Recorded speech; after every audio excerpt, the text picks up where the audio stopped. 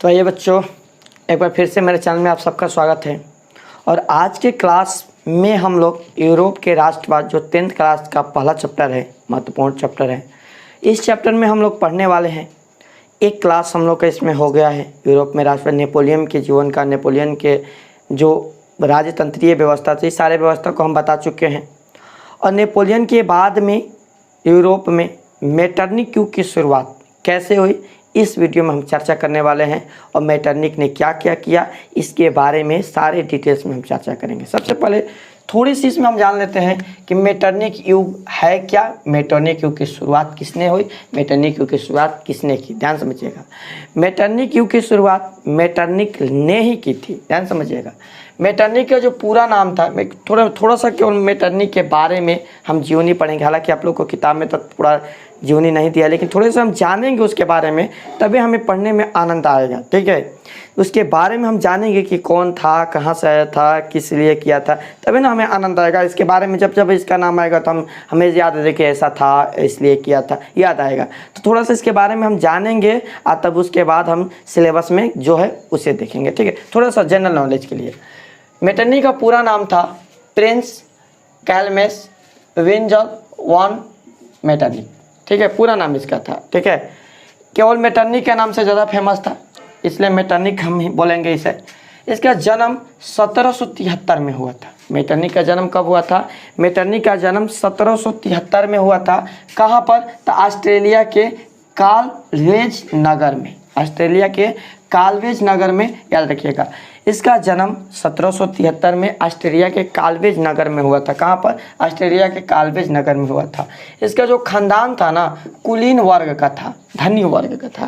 ध्यान रखिएगा, मेटरनिक का खानदान धनी वर्ग था, कुलीन वर्ग था। ठीक है, कुलीन वर्ग का था। निम्न, उस समय 2 वर्ग थे, आपको बताए थे वहाँ पर, कुलीन वर्ग एक, ये निम्न वर्ग। मध्यम वर्ग की शुरुआत बाद में हुई, इसका भी चर्चा हम किए थे। मध्यम वर्ग की शुरुआत बाद में किया गया। ठीक है, याद रखिएगा।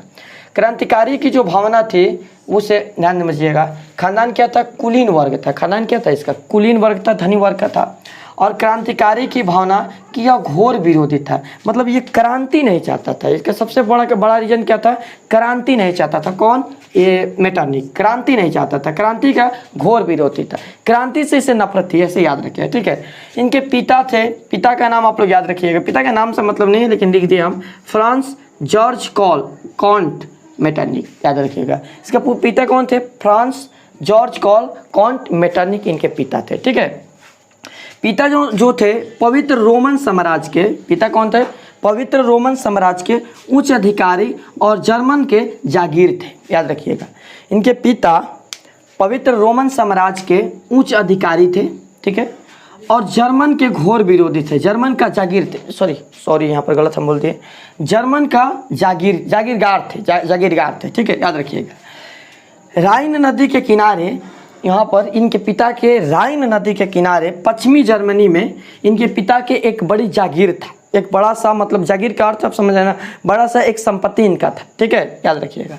पश्चिमी जर्मनी में पिता के इनका एक बड़ा सा संपत्ति था, जिस पर नेपोलियन आपको पता होगा, पिछले क्लास में पढ़े हुए हैं कि नेपोलियन क्या किया था कि पूरे फ्रांस पर अपना दबदबा संभाल लिया था। फ्रांस के लिए तो अच्छा काम किया था, लेकिन फ्रांस के अलावा ये अन्य देशों पर अपना कर टैक्स के रूप में अपना दबदबा बनाया हुआ था। उपनिवेश की तरह हम समझ सकते हैं कि उपनिवेश की तरफ बनाया हुआ था। ठीक है, जिस पर नेपोलियन ने अधिकार कर लिया था। किस चीज़ पर? ये बड़ा सा जो जागीर था ना, इस जागीर पर नेपोलियन का अधिकार हो गया था। कि ये जागीर किसका था? तो मेटरनिक था, उनके पिता का था, यानी मेटरनिक का होता आगे चलकर, तो उस पर ये क्या कर लिया? अधिकार कर लिया था। और ध्यान दीजिएगा, एक बात यहाँ पर याद रखिएगा कि मेटरनिक के अंदर ये क्रांति के विरोध भावना कैसे जाएगी, यहाँ पर हम लिखे नहीं है उसे, आप लोग ध्यान रखिएगा। उन्हें जब वो छोटे थे मेटरनिक, तो उन्हें स्कूली शिक्षा में उनके टीचर के द्वारा ये नेपोलियन के बारे में पढ़ाया जाता था और बताया जाता है कि कैसे नेपोलियन आकर हमारे यहाँ पर कुलीन वर्गों के ऊपर दबदबा। नेपोलियन के ध्यान दीजिएगा, उसका नीति क्या था? नेपोलियन जो था ना, कुलीन वर्ग का विरोधी था। वह सबको एक बराबर चाहता था, सबको एक बराबर देखना चाहता था, उसके अंदर था। ठीक है, खासकर अपने देश में, फ्रांस में। ठीक है, तो वह क्या करता था कि जो कुलीन वर्ग के लोग हैं, जिसके पास बहुत सारी संपत्ति है, इन संपत्ति को वह उनसे ले लिया करता था, इन संपत्ति को वह ले लिया करता था, उसे लेकर गरीबों में बांट दिया करता था। जैसे मान लीजिए कोई ज़मींदार के पास में 50 बीघा ज़मीन है, तो उस ज़मीन को लेकर उसमें से 10 बीघा या 5 बीघा उसको दे दिया ज़मींदार को, बाकी 40 बीघा ज़मीन या 45 बीघा ज़मीन को लेकर वह जो निम्न वर्ग के लोग थे उनमें बांट दिया करता था, बराबर बराबर दे दिया करता था सबको, ताकि सब ये आपस में बराबर हो। तो इसी तरह ये जो मेटरनिक था तो ये कुलीन वर्ग था, ठीक है। तो इसी कारण इसका भी जो संपत्ति था, जागीर वगैरह, सारी चीज़ पर कब्जा कर लिया था कौन? नेपोलियन, ठीक है। तो इसका जो इतिहास था ना, इनके जो बचपन में ये छोटे थे मेटरनिक, तो इनको इनके स्कूल में शिक्षकों के द्वारा सुनाया जाता था कि कैसे नेपोलियन आकर हमारे देश में भी, यानी ऑस्ट्रिया में भी, ऑस्ट्रिया का था कौन? नेपोलियन कहाँ से आता? ऑस्ट्रिया का था, ऑस्ट्रिया में इसका जन्म हुआ था, लिखा यहाँ पर ऑस्ट्रिया का काल्वेज नगर में। तो यहाँ पर कैसे बताते थे वहाँ के शिक्षक, यहाँ पर मेटरनिक यानी नेपोलियन का राज चलता है। नेपोलियन आकर यहाँ के जितने भी कुलीन वर्ग के लोग थे उनका अधिकार, उनका धन संपत्ति को छीन लिया है, यहाँ पर उसका दबदबा है, राज चलता था। उसी समय से वहाँ पर ये बताए थे कि इसकी शुरुआत कैसे हुई थी, यानी गणतंत्र राजतंत्र की शुरुआत। हम शिक्षक जो थे ना, इनको समझाया करते थे कि गणतंत्र की शुरुआत कैसे हुई थी, राजतंत्र की शुरुआत कैसे हुई थी। तो इसकी शुरुआत फ्रांस में क्रांति के दौरान हुई थी, यानी फ्रांस के राजा लुई सोलहवां थे। लुई सोलहवां के बाद वहाँ पर क्रांति की गई, और वहाँ से क्रांति के बाद में गणतंत्र और गणतंत्र और प्रजातंत्र की प्रथा उभर कर आई, और जिसे नेपोलियन ने आगे प्रतिपादन किया, उसका प्रसार किया, ठीक है। यह व्यवस्था वो अच्छी तरह से, मैंने वहाँ के जो टीचर थे मेटरनिक को पढ़ाया करते थे, और बाद में नेपोलियन ने धीरे धीरे आसपास के क्षेत्रों में भी अपना कब्जा जमाने लगा। तो इसी के कारण जो मेटरनिक थे वो क्रांति के घोर विरोधी हो गए थे। क्रांति के ही केवल नहीं, नेपोलियन का भी सबसे बड़ा शत्रु बन गए थे कौन? मेटरनिक। यानी बचपन से ही, उसी समय से इनके अंदर क्रांति की भावना आ गई थी। मैंने एक क्रांति, वो चाहते थे कि क्रांति नहीं होने दे, क्रांति को समय, इसके विरुद्ध हम काम करेंगे, ऐसी भावना उनके अंदर में आ गई थी बचपन से ही, ठीक है। आगे देखते हैं। आगे जब इनकी शिक्षा खत्म हुई, स्कूली शिक्षा समाप्त हुई, तो 1795 में, नाम याद रखिएगा, हम इसे फिल्टर करते हैं अभी कुछ देर के बाद में। 1795 में इनका विवाह करा दिया गया ऑस्ट्रेलिया के चांसलर प्रिंस कार्लिटस की पुत्री से। उस समय जब ये बड़े हुए, इनकी शिक्षा समाप्त हुई, तो उस समय ऑस्ट्रेलिया के चांसलर कौन से? चांसलर का अर्थ होता है प्रधानमंत्री, याद रखिएगा। चांसलर का अर्थ क्या होता है? प्रधानमंत्री। तो उस समय ऑस्ट्रेलिया के प्रधानमंत्री थे प्रिंस कार्लिटस, जिनकी एक पुत्री थी। तो उनसे इनका विवाह करा दिया गया 1795 में, ठीक है। और विवाह हो जाने के बाद ऑस्ट्रेलिया के प्रधानमंत्री की पुत्री से जब ये विवाह किए, तो उस समय के बाद ये राजनीतिक और सामाजिकता में आगे बढ़े, और इन्हें काफ़ी प्रतिष्ठा और वृद्धि मिली। लोगों सम्मान किए, प्रधानमंत्री के, मतलब एक तरह से कहा जाए तो प्रधानमंत्री के ही दामाद थे। तो इस कारण से इन्हें राजनीतिक में भी सहूलियत मिली, सामाजिक व्यवस्था में भी सहूलियत मिली, ठीक है। प्रतिष्ठा मिली, इनको भी इज्जत सम्मान मिलने लगा, ठीक है। केवल क्यों? ये वहाँ के प्रधानमंत्री के दामाद हैं, इसके कारण, ठीक है। और ये 1795 में इनके विवाह हुआ, ठीक है। और 1801 में, याद रखिएगा, फिल्टर हम आप करते हैं, पर ध्यान समझिएगा, जन्म हुआ 1773 में। जन्म कब हुआ? 1773 में जन्म हुआ, ठीक है। और 1795 में इनका विवाह हुआ। ये जन्म हो गया 1795 में, विवाह हुआ, ठीक है। और विवाह के बाद में 1801 में इन्हें राजदूत का पद मिला। 1801 में राजदूत का पद मिला। राजदूत बनकर रहे अलग अलग देशों के। 1801 से 1806 तक ये अलग अलग देशों के राजदूत बनकर काम करते रहे, 1806 तक, ठीक है। और 1806 के बाद 1809 में ऑस्ट्रिया का प्रधानमंत्री बने, चांसलर बने, याद रखिए। 1809 में ऑस्ट्रेलिया का चांसलर बना कौन? मेटरनिक। 1809 में। यहाँ पर एक क्वेश्चन आपसे क्रिएट कर सकता है एग्जाम में कि मेटरनिक ऑस्ट्रेलिया का चांसलर कब बना था? 1809 में, ठीक है। विवाह तो नहीं पूछेगा, लेकिन ये पूछ सकता है कि चांसलर कब बना था? 1809 में। 1809 में ऑस्ट्रेलिया का प्रधानमंत्री बना और 1848 तक कार्य किया। वह इसकी कार्य की हम चर्चा करेंगे आगे अभी चर्चा करेंगे इसके कार्य की, कि कैसे कैसे ये कार्य किया, कैसा यह चाहता था। ध्यान दे, शॉर्ट में भी बता देते हैं आपको कि यह चाहता था कि जो गणतंत्रीय व्यवस्था है, जो प्रजातंत्रीय व्यवस्था है, ये लागू ना हो, इसे हटा दिया जाए। फ्रांस की क्रांति के घोर विरोधी था। फ्रांस में क्रांति क्यों हुई थी?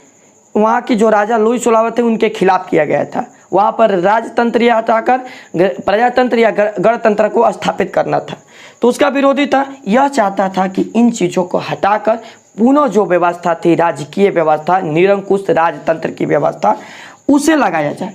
इसका उद्देश्य यही था। ठीक है, याद रखिएगा। आगे हम इसकी चर्चा करते हैं अभी। और इसके अलावा यह चाहता था वहाँ पर कि हमारे जो इसका मानना था कि जो निरंकुश राजतंत्र होते हैं वह ईश्वर का प्रतिरूप होते हैं। ये निरंकुश राजा को ईश्वर का प्रतिरूप मानता था। कौन? मेटरनिक। निरंकुश राजा, निरंकुश राजा का अर्थ हुआ जो जनता के ऊपर अपना मर्जी चलाए, अपना मर्जी का मालिक हो उसे। ठीक है, मैंने अपने अनुसार, उसके लिए प्रजा के नियम कानून कोई मायने नहीं रखता है, डायरेक्ट अपने कानून से हर काम करे, उसे निरंकुश राजा कहते हैं। ठीक है, 1848 तक ये कहाँ रहा? वहाँ का ऑस्ट्रेलिया का चांसलर रहा। अभी और भी आगे ऑस्ट्रेलिया का चांसलर प्रधानमंत्री बना रहा था। लेकिन वहाँ पर क्या हुआ कि ऑस्ट्रेलिया के बाद फ्रांस में जब ये फ्रांस पर कब्जा किया ना, फ्रांस में कब्जा के बाद में फ्रांस पर जब यह पुनः व्यवस्था को स्थापित किया, तो वहाँ पर क्या हुआ कि पहले से लोग गणतंत्र और राजतंत्र गणतंत्र प्रजातंत्र अच्छे से समझ चुके थे, जिसके कारण बहुत दिन तक इसकी व्यवस्था नहीं चली। और 1830 की क्रांति तो आपको आगे पढ़ाएंगे इसे, तो बहुत दिन तक व्यवस्था नहीं चली और वहाँ के लोगों में पुनः राष्ट्रवाद की भावना पनपी। और पुनः राष्ट्रवाद की भावना पनपने के बाद यह भावना यूरोप के आसपास के देश जैसे इटली हुआ, ऑस्ट्रिया हुआ, इन सब देशों में भी पनपी। और वहाँ पर सामाजिकीय व्यवस्था, राजकीय व्यवस्था जो थी, राजनीतिक व्यवस्था को हटाकर इन सब चीज़ों का विकास हुआ, संघ बनने लगा। और इसे ऑस्ट्रिया में ही बियाना में ही से मेटरनी को घेर लिया गया, इसके राजमहल में ही घेर लिया गया। वहाँ से यह सबको धोखा देकर वहाँ से गुप्त अवस्था में, गुप्त रूप में, यानी मतलब गुप्त अवस्था का मतलब हम कहें कि लुका छिपा कर, ठीक है, वहाँ से यह भाग निकला। कहाँ से? बियाना से भाग कर पगलेटा हुआ कहाँ पहुँच गया? इंग्लैंड में पहुँचा। ध्यान दीजिएगा, आजकल हमारे यहाँ कोई भी कांड करता है तो विदेश भाग जाता है। तो उसी तरह ध्यान समझिएगा, ये जब कुछ भी यूरोप में जब ये लोग कुछ भी करते थे ना, तो भाग जाते। कहाँ भाग जाते? इंग्लैंड भाग जाते थे, क्योंकि उस समय इंग्लैंड भी मतलब मजबूत देश था, इंग्लैंड का भी शासन व्यवस्था मजबूत थी, इसलिए कुछ भी करके इंग्लैंड में भाग जाते थे। तो ये भी 1847 में गुप्त अवस्था में कहाँ भाग गया? इंग्लैंड भाग गया, जिसके बाद में इसका यहाँ से मतलब इस एक तरह से इसके जो शासन व्यवस्था थी इसे नष्ट कर दिया गया, पुनः राष्ट्रवाद की शुरुआत की गई। ठीक है, इसके अलावा अभी और भी इसमें हम पढ़ेंगे। अभी मेन तो इसमें इटली का एकीकरण, जैसे इटली को कई खंडों में बांट दिया था ताकि वे आपस में एक साथ न रहे, जिससे उनके अंदर राष्ट्रवाद की भावना नहीं पनपे। अभी आगे हम इसे पढ़ा रहे हैं। इसके बाद हम अभी और भी पढ़ेंगे इसमें कि इटली के एकीकरण भी बहुत सारे इसमें और भी राज करने वाले इंग्लैंड के लिए भी आएंगे, तो उसके हम आगे समझेंगे। ठीक है, और कुछ समय के बाद यह पुनः वापस आया। कहाँ पर? बियाना। कुछ समय के बाद, कुछ काल के बाद में वापस आया। और कुछ काल के बाद वापस आने के 1859 में इसकी मृत्यु हो गई। कहाँ पर? बियाना में। याद रखिएगा, ये इंग्लैंड में नहीं मरा था, वहाँ से वापस आ गया था और वापस आकर बियाना में रह रहा था आम नागरिक की तरह, और 1859 में इसकी मृत्यु हो गई। ठीक है, इसके बाद ध्यान दीजिएगा, इसके अनुसार माना जाए, यह कहता था कि ये सबसे पहले तो एक क्रांति के और नेपोलियन के परम शत्रु था, मतलब कहा जाए सबसे बड़ा शत्रु था। किसका? नेपोलियन के। यह कहता था कि क्रांति भीषण संक्रामक रोग की तरह है, क्रांति नहीं होनी चाहिए। इसका मानना था क्रांति नहीं होनी चाहिए, यह भीषण संक्रामक रोग की तरह है। निरंकुश जो राजा हैं वह ईश्वर के रूप है, उनके नियम के अनुसार ही चलना चाहिए, इसका मुख्य विश्वास था। ठीक है, हो गया हमें। अब आगे हम देखते हैं। तो नेपोलियन के पतन के बाद में यूरोप के विजयी और शक्तिशाली शक्तियाँ का जो ऑस्ट्रिया की राजधानी बियाना में स्थापित कर दी गई। यानी यूरोप के पतन के बाद नेपोलियन के पतन के बाद जो वहाँ की ऑस्ट्रिया की राजधानी थी, ऑस्ट्रिया की राजधानी, उसे बियाना को बनाया गया। किसको? बियाना को बनाया गया। कब? 1815 में। याद रखिएगा, यानी कि जब मेटरनी की शुरुआत हुई तो बियाना राजधानी कब स्थापित किया गया था? 1815 में बियाना में स्थापित किया गया। ठीक है, जिसका उद्देश्य क्या था? इस राजधानी को स्थापित करने का उद्देश्य क्या था? तो इस राजधानी को स्थापित करने का उद्देश्य था यूरोप में पुनः पहली व्यवस्था को लाना। यूरोप के अंदर पुनः पहली व्यवस्था मतलब क्या, जो हमारे नेपोलियन, जब वहाँ का राजा नेपोलियन बना तो नेपोलियन क्या किया था, वहाँ पर राष्ट्रवाद की भावना उत्पन्न किया था। और वहाँ पहले से राष्ट्रवाद की भावना आ चुका था, गणतंत्र स्वतंत्र के निर्माण हो चुका था फ्रांस में। लेकिन जब नेपोलियन वहाँ का राजा माने हटा वहाँ से, जब नेपोलियन वहाँ से अपना राज्य को छोड़ा, उसके बाद जब वहाँ पर वियना समझौता किया गया, यानी वहाँ पर मेटरनिक वहाँ का राजा बना, तो यूरोप में वही पहली जो व्यवस्था है, नेपोलियन से पहले जो वहाँ की व्यवस्था थी, राजतंत्र गुलाम जैसे राजतंत्र, गुलामी जैसा राजतंत्र की व्यवस्था, उसी व्यवस्था को लाने का प्रयास था वियना समझौता, यानी कि वियना समझौता किया गया था। समझ में आ रहा है? वियना समझौता भी आगे समझा रहे हैं आपको। यानी कि इनका उद्देश्य क्या था, तो यूरोप में पुनः पहली जो व्यवस्था थी, राजकीय व्यवस्था, राजतंत्र के जो नाम स्वतंत्र, जिसमें स्वतंत्र और गणतंत्र की नाम चर्चा नहीं था, उसे लाना था। ठीक है, वियना सम्मेलन कब हुआ था? वियना सम्मेलन के बारे में समझ लेते हैं। वियना सम्मेलन को 1815 में कराया गया था। वियना सम्मेलन कब हुआ था? तो वियना सम्मेलन 1815 में हुआ था, और जिसमें ऑस्ट्रेलिया के चांसलर मेटरनिक प्रमुख थे। वियना सम्मेलन के प्रतिपादन करने वाले मेटरनिक थे, याद रखिएगा, जो कि ऑस्ट्रेलिया के चांसलर का अर्थ होता है प्रधानमंत्री। चांसलर का अर्थ क्या होता है? प्रधानमंत्री होता है। चांसलर मतलब प्रधानमंत्री। ऑस्ट्रेलिया का प्रधानमंत्री मेटरनिक था। ठीक है, तो इसने क्या किया था? वियना समझौता किया था, जिसमें सम्मिलित हुए थे ब्रिटेन, रूस, प्रूसिया और ऑस्ट्रिया। ये 4 देश इसमें सम्मिलित हुए थे। सारे देश यहाँ पर आए थे किस रूप में? तो मेजबानी के रूप में। मेजबानी का अर्थ होता है रिश्तेदार या संगे संबंधी, ऐसे हम कह सकते हैं, या जो रिश्तेदारी के रूप में किया जाता है, मेहमान नवाजी, उसी को हम मेजबानी बोलते हैं। ठीक है, तो मेजबानी का याद रखिएगा, मेजबानी, तो मेजबानी के रूप में किया गया था इसे वियना समझौता को, जिसमें मेहमानों लोग को मेहमान नवाजी हम बोल सकते हैं, मेहमान नवाजी के रूप में। ठीक है, तो ब्रिटेन, रूस, प्रूसिया और ऑस्ट्रिया, 4 इसे याद रखिएगा, इसमें सम्मिलित हुए थे वियना समझौता में। कब किया गया था? 1815 में। इसके प्रमुख कौन थे? इसके शुरुआत करने वाले मेटरनिक थे।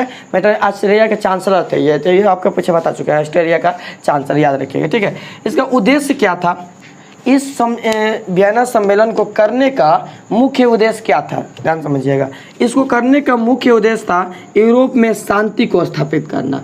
ये इसका करने का मुख्य उद्देश्य क्या था? कि यूरोप में शांति स्थापित किया जाए, शांति लाया जाए। क्योंकि नेपोलियन के समय क्या किया गया था कि नेपोलियन के जो व्यवस्था थी, नेपोलियन ने इसे उथल पुथल कर दिया था पूरे यूरोप को। पहले आपको पिछले क्लास में बता चुके थे कि नेपोलियन क्या किया था कि अपने फ्रांस के लिए हर व्यवस्था को करता था, लेकिन ये फ्रांस के अलावा जितने भी आसपास के देश थे, उनमें इन गणतंत्र राजतंत्र के नाम पर उन देशों में अपना मतलब दबदबा बनाया था। ऐसा किया जाए कि उन देशों में अपना राज किया करता था, उनसे काफ़ी मात्रा में टैक्स के रूप में धन वसूला करता था। बहुत नेपोलियन वहाँ पर हम आपको बता चुके हैं। ठीक है, तो यूरोप में शांति को स्थापित करना और नेपोलियन के युद्ध को ने समाप्त कर दिया था। ध्यान दीजिएगा, जिससे नेपोलियन के युद्ध उस समय माना गया था कि नेपोलियन जो यहाँ पर था, तो नेपोलियन के युद्ध के समय जिससे जो शांति समाप्त हो गई थी, उसी शांति को लाने के लिए वियना समझौता किया गया। तो उस समय तो वहाँ के जो लोग थे वो तो सहमत थे इससे कि ठीक है भाई, चलिए को शांति होगा, कोई दिक्कत नहीं, इससे शांति लिया जाएगा। लेकिन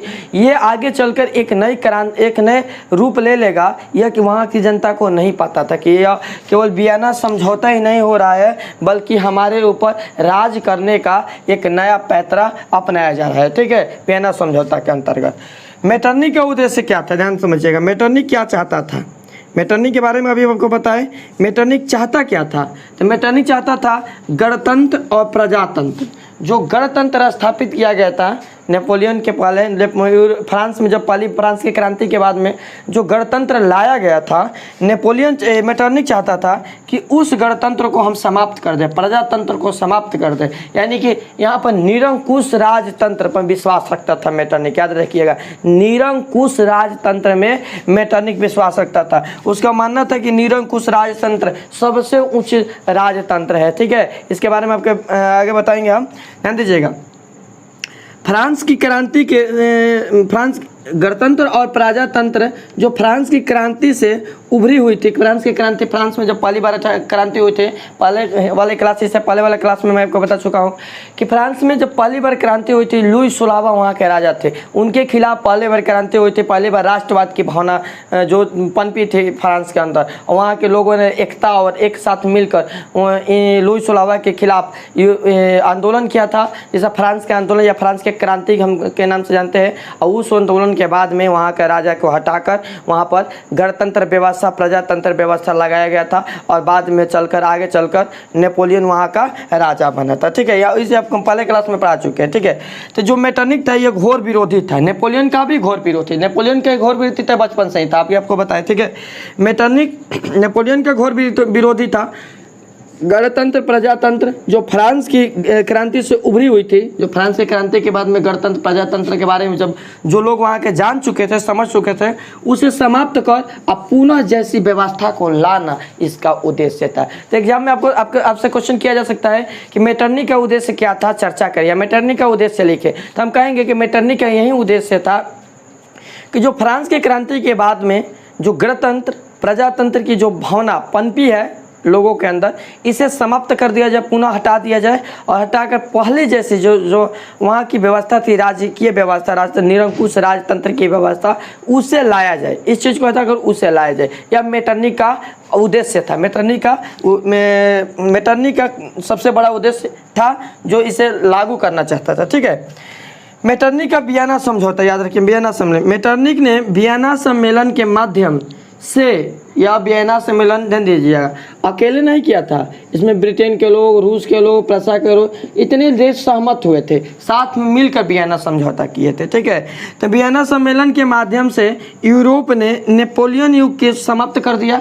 जो ध्यान समझिएगा, मेटरनिक जो था वियना समझौता किया, वियना समझौता के माध्यम से जो नेपोलियन का युग चला था, नेपोलियन युग, उसे समाप्त कर और मेटरनिक युग का शुरुआत किया। अपना नाम मेटरनिक युग से रखा गया। उस युग का हम क्या कहते हैं, मेटरनिक युग। यानी कि नेपोलियन के काल में, नेपोलियन के समय को हम नेपोलियन युग के नाम से जानते हैं, और मेटरनिक के समय को हम मेटरनिक युग के नाम से जानते हैं। ठीक है, तो यह वियना समझौता के बाद में नेपोलियन युग को समाप्त कर मेटरनिक युग का प्रारंभ किया, मेटरनिक युग में चला। ठीक है, यह ध्यान रखिएगा, मेटरनिक ने इटली पर अपना प्रभाव स्थापित रखने के लिए इसे कई भागों में विभाजित कर दिया।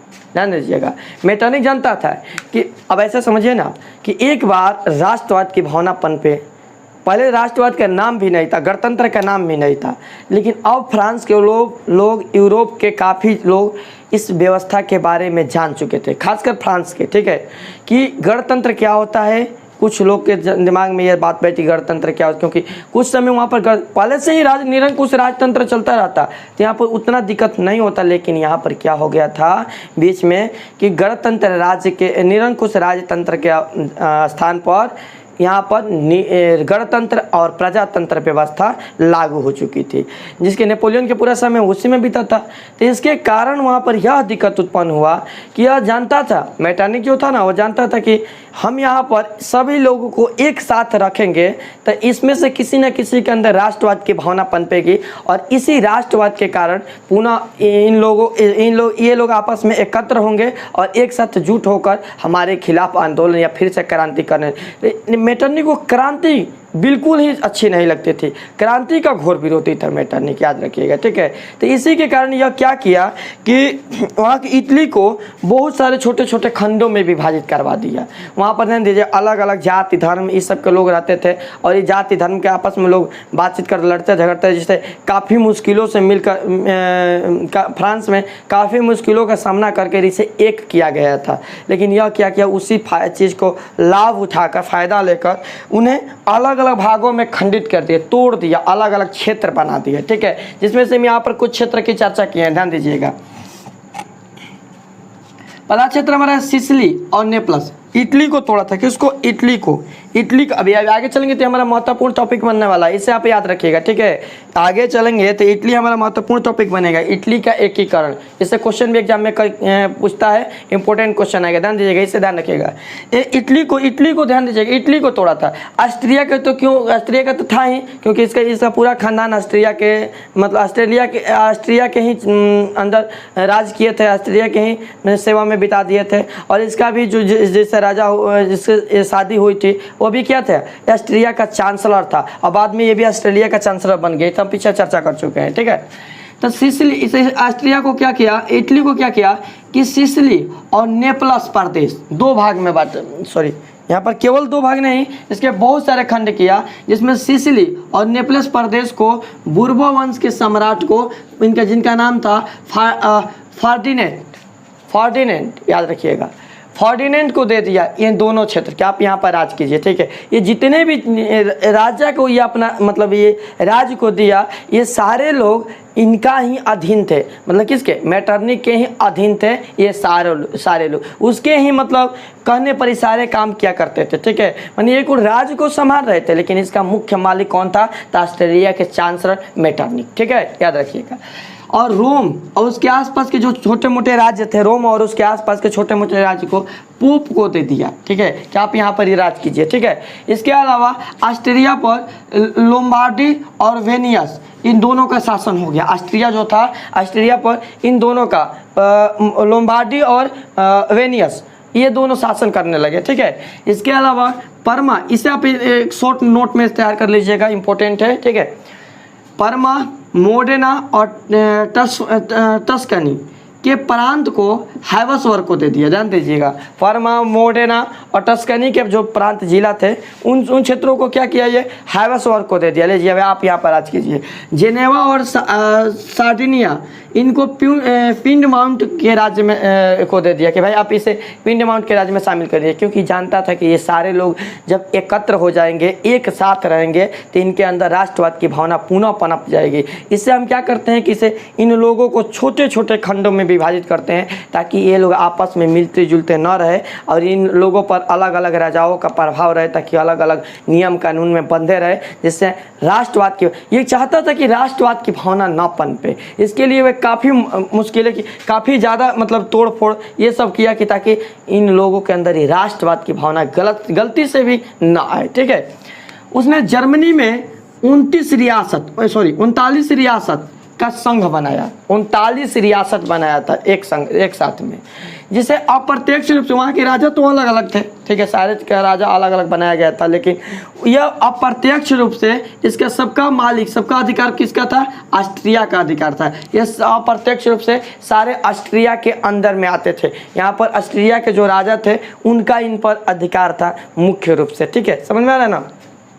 मेटरनिक ने हर संभव प्रयास किया, हर एक प्रयास किया कि इन लोगों के अंदर राष्ट्रवाद की भावना न पनपे, हर संभव प्रयास किया ताकि यूरोपवासी के में राष्ट्रवाद की भावना न जाए, यूरोप के लोगों में राष्ट्रवाद की भावना न आए, इसके लिए वह हर एक संभव प्रयास किया, ठीक है। यह फ्रांस के पुरातन व्यवस्था को पुनः स्थापित किया, और फ्रांस में जहाँ से राष्ट्रवाद की भावना पनपी थी, जहाँ से गणतंत्र प्रजातंत्र की शुरुआत हुई थी, वहाँ पर भी यह जाकर क्या किया कि पुरातन व्यवस्था को स्थापित कर दिया, ठीक है। पुरातन व्यवस्था को फ्रांस में भी यह स्थापित किया, वहाँ पर जहाँ से गणतंत्र की भावना पनपी थी वहाँ पर। लेकिन यह बहुत दिन तक नहीं चला, क्यों, क्योंकि जहाँ के लोग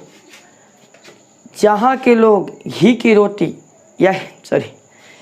जहाँ के लोग घी के साथ रोटी खाना खा लिए हैं, वो उन्हें सूखी रोटियां दिया जाएगा तो अच्छा नहीं लगेगा। इसलिए यह व्यवस्था बहुत दिन तक ले नहीं चली, और इसे वियना सम्मेलन के प्रतिक्रियावादी शक्तियों का विजय हुआ। मतलब जब यह स्थापित हुआ था, माना गया कि वियना सम्मेलन जो हुआ था वह सफल हो गया, ठीक है। लेकिन यह व्यवस्था अस्थायी रूप साबित नहीं हुई, बहुत दिन तक नहीं चली, ठीक है। और जल्द ही यूरोप में राष्ट्रवाद की भावना का प्रसार हुआ, और जल्द ही पुनः फ्रांस ले राष्ट्रवाद की भावना का प्रसार हुआ। राष्ट्रवाद के बारे में लोग चर्चा किए, और राष्ट्रवाद के भावना के प्रसार के साथ साथ यूरोप के जितने भी और भी देश थे, सारे देश में इसका प्रचार होने लगा। अंदर लोगों के अंदर राष्ट्रवाद की भावना पनपी और लोग इनके खिलाफ क्रांति करने लगे, और जिससे अंततः किसको, मेटरनिख को वियना छोड़कर, अपना देश छोड़कर भागना पड़ा। वो छुप कर भागा था पगला, छुप कर, ठीक है। 1848 में भागा था, याद रखिएगा, 1848 में छुपकर इंग्लैंड भाग गया, ठीक है। अब पुनः 1859 में पगलटवा वापस लौट के आया और वियना में मर गया आकर के रहा, ठीक है। वियना व्यवस्था के तहत क्रांति के पूर्व व्यवस्था स्थापित करने के लिए, ध्यान समझिएगा, अब यहाँ पर देखा कि ये सारे चीज़ डगमगा रहे हैं, तो यह क्या किया कि वहाँ पर वियना समझौता के तहत क्रांति के पूर्व व्यवस्था को स्थापित करने के लिए वहाँ पर क्या किया, फ्रांस के राजा लुई 18वां को बना दिया गया। ये पगलेटे था लुई 18वां। इसको समझ में आना चाहिए कि हमारे जो दादा थे लुई 16वां, उनको यहाँ पर फांसी दे दी गई थी फ्रांस में। उनको यहाँ के लोग, जनता पकड़कर उन्हें फांसी दे दी थी, उनको और उनके पत्नी को भी फांसी दे दिया गया था फ्रांस के अंतर में, क्योंकि वह एक निरंकुश राजा थे, जनता के ऊपर अपना दबदबा बनाया करते थे। लुई 16वां, वो बता चुके हैं पिछले क्लास में। लुई 18वां को यहाँ का राजा बना दे, भाई आपका ही, यहाँ पर देखिए बहुत अलग अलग तरीके से अपनाएगा, आपका ही ये राजा थे ना, आपके ही राजवंश है ना फ्रांस का, इसलिए आपका ही राज हुआ, इसलिए आपको यहाँ पर राजा बना दिया जाता है, ठीक है। आपको यहाँ पर क्या किया जाता है, राजा बना देता है। यहाँ के राजा लुई 18वां को बना दिया गया। और फिर फ्रांस में प्रतिक्रियावादी और सुधारवादी शक्तियों के मध्य में सामंजस्य स्थापित किया। ये पगलावा जो था लुई 18वां, यह फ्रांस के अंदर क्या किया, जो प्रतिक्रियावादी थे, जो सुधारवादी थे, जो प्रतिक्रियावादी ये था प्रतिक्रियावादी मेटरनिख, और जो सुधारवादी थे, इनके दोनों के बीच में यह संबंध, दोनों के बीच में सामंजस्य यानी सामाजिक संबंध को स्थापित करने का प्रयास किया, ठीक है। ये जो था लुई 18वां, ये घोषणा पत्र जारी किया। घोषणा पत्र याद रखिएगा, नीचे आपको दिखाई नहीं दे रहा होगा, थोड़ा सा नीचे करने का प्रयास करते हैं। लुई जो 18वां था, ये घोषणा पत्र जारी किया 2 जून 1814, याद रखिएगा। लुई 16वां के द्वारा घोषणा पत्र कब जारी किया गया था, तो 2 जून 1814 को, याद रखिएगा। एक घोषणा पत्र जारी किया था, कौन सा घोषणा पत्र, कि प्रतिक्रियावादी और सुधारवादी शक्तियों के बीच में सामंजस्य यानी कि बराबर मध्य मतलब बीच में सामंजस्य व्यवस्था बनी रहे, सामाजिक व्यवस्था बनी रहे, ठीक है, ताकि इसे कुछ दिन तक रोका जा सके। इसके लिए घोषणा पत्र 2 जून 1814 को जारी किया था। इस डेट को याद रखिएगा, एक ऑब्जेक्टिव क्वेश्चन में बना कर पूछ सकता है। और यह घोषणा पत्र 1848 तक चला था, ठीक है, 1848 तक चला था। इसके बीच में चार्ल्स 10वां यहाँ पर जो राजा बने थे शासनकाल में, इनके शासनकाल में इस पत्र में कुछ परिवर्तन लाया गया था, कुछ चीज़ों को सुधार किया गया था, जो काफ़ी मतलब जनता के हक में नहीं थे, उनको सुधारा गया था, ठीक है, चार्ल्स 10वां के शासनकाल में, ठीक है। उसके बाद 1848 ईस्वी में इसे रद्द कर दिया गया, हटा दिया गया फ्रांस के नियम कानून से, ठीक है। और इसका परिणाम क्या हुआ, ध्यान समझिएगा, जब चार्ल्स 10वां के शासनकाल में इसमें परिवर्तन लाया गया, तो इसका परिणाम 1830 के क्रांति के रूप में हम देख सकते हैं। 1830 की क्रांति की अवधारणा पनपी। 1830 की क्रांति के लिए अगला क्लास हमारा इंतजार कर रहा है। अगला क्लास में हम 1830 की क्रांति के विवरण से चर्चा करें, क्योंकि 1830 की क्रांति से आपका 5 नंबर का क्वेश्चन एग्जाम में बनाता है, ठीक है। इसलिए उसे हम अगले क्लास में विस्तार से चर्चा करेंगे, 1830 की क्रांति। यहाँ पर हम इतना तक पढ़े, और इसमें आपको कोई भी प्रॉब्लम हो तो आप प्लीज़ कमेंट कीजिएगा, वहाँ पर हम आपको बताने का पुनः प्रयास करेंगे अगले क्लास में। इसे जो भी टॉपिक आपको समझ में नहीं आया होगा, उसे हम अगले क्लास में, अगले जो हमारा वीडियो अपलोड होगा उसमें हम चर्चा कर देंगे, ठीक है। धन्यवाद। आगे हम मिलते हैं नेक्स्ट क्लास में। मैं आशा करता हूँ कि आप लोग काफ़ी इस वीडियो से समझे होंगे।